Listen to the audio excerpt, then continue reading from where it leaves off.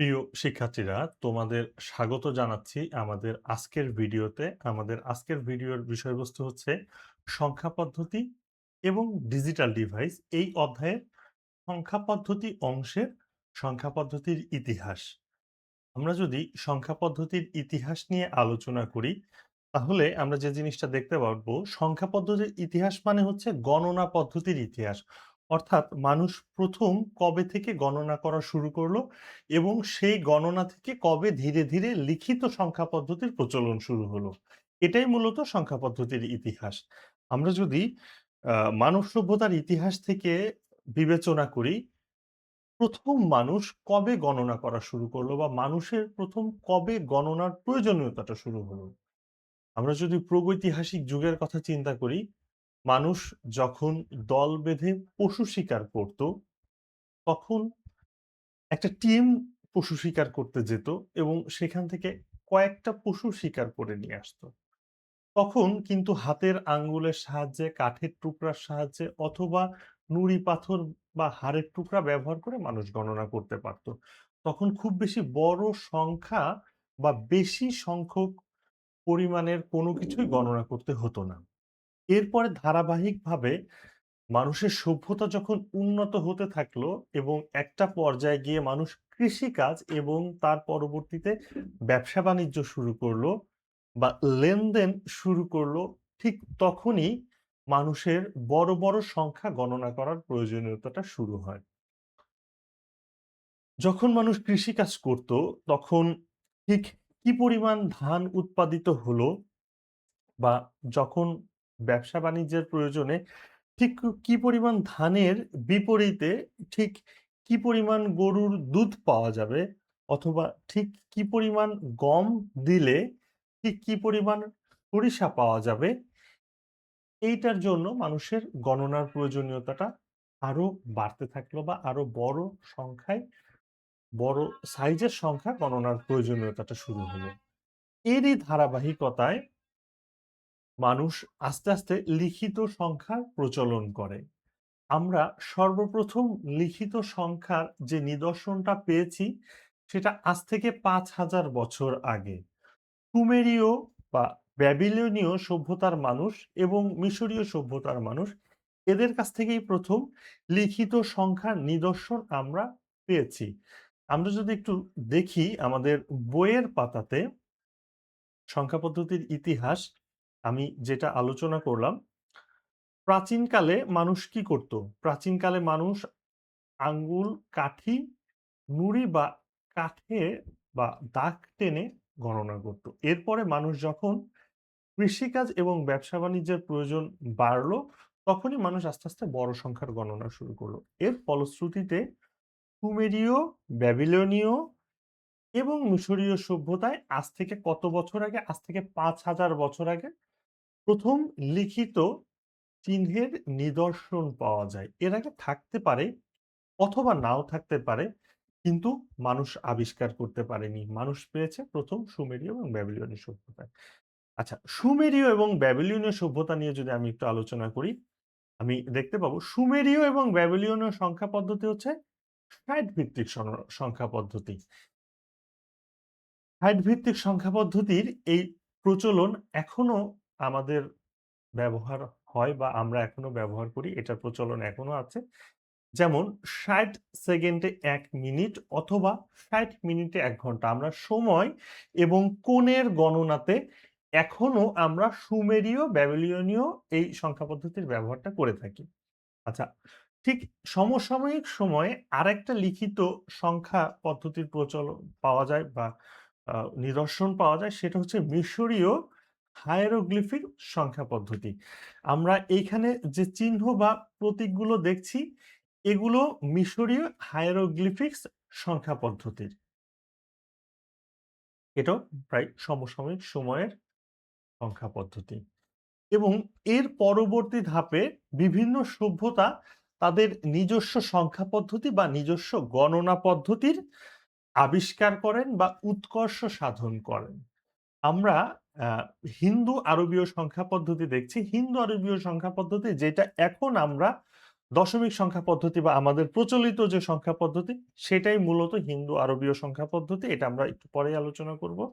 এছাড়া রোমান সংখ্যা পদ্ধতি, আমরা রোমান সংখ্যা পদ্ধতি সম্পর্কে জানি। আমরা ঘড়ির ডায়াল সহ বিভিন্ন জায়গাতে এখনো রোমান সংখ্যা পদ্ধতির ব্যবহার দেখে থাকি। গ্রিকদের নিজস্ব সংখ্যা পদ্ধতি ছিল, মিশরীয়দের হায়ারোগ্লিফিক সংখ্যা পদ্ধতি যেটা আমরা একটু আগে দেখলাম।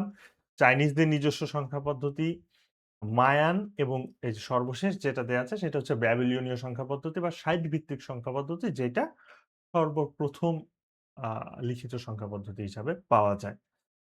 তো আমরা যদি আরেকটু আ নিচের দিকে যাই, মায়ান সংখ্যা পদ্ধতির ব্যবহার এখনো আমাদের সমাজে আছে। মায়ান সংখ্যা পদ্ধতি হচ্ছে কুড়ি ভিত্তিক একটি গণনা পদ্ধতি। মায়ান সভ্যতায় ব্যবহৃত সংখ্যা পদ্ধতি ছিল মায়ান সংখ্যা পদ্ধতি।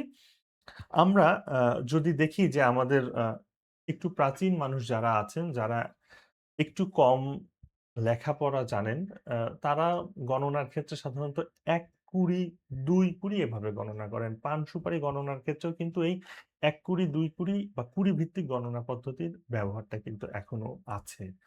এই কুড়ি ভিত্তিক গণনা পদ্ধতিটা এসেছে মায়ান সভ্যতা থেকে। এছাড়াও আজ থেকে ২৫০০ বছর আগে গ্রিকরা ব্যাবিলনীয় এবং মিশরীয়দেরকে ফলো করে তাদের নিজস্ব একটা দশমিক সংখ্যা পদ্ধতির প্রচলন ঘটায়।